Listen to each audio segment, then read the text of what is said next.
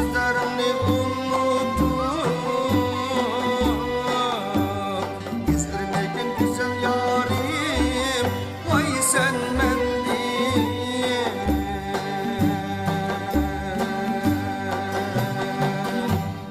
Başta kılgan sözlerini unutup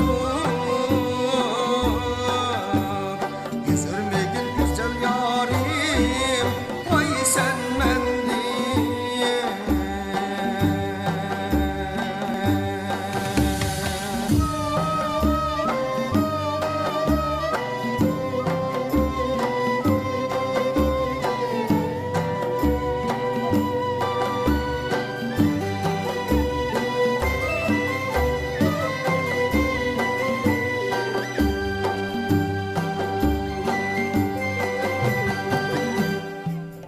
Sen bu yoldanın yirağı Kara saçın nem yerlerinin kıyağı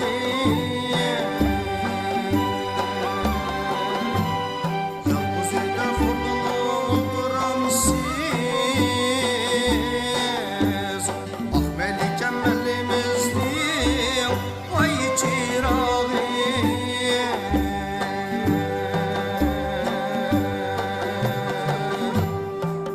Zeyda fırlana olduram siz Ah Melikem elimizdir Vay çırağı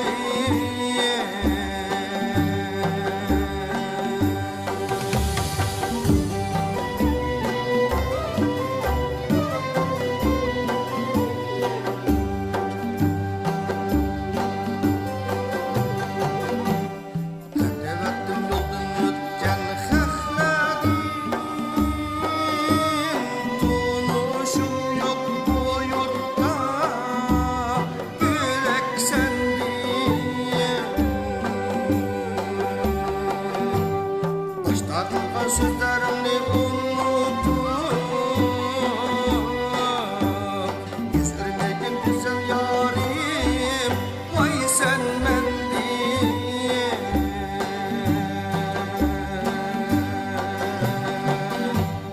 Başta kılgan sözlerini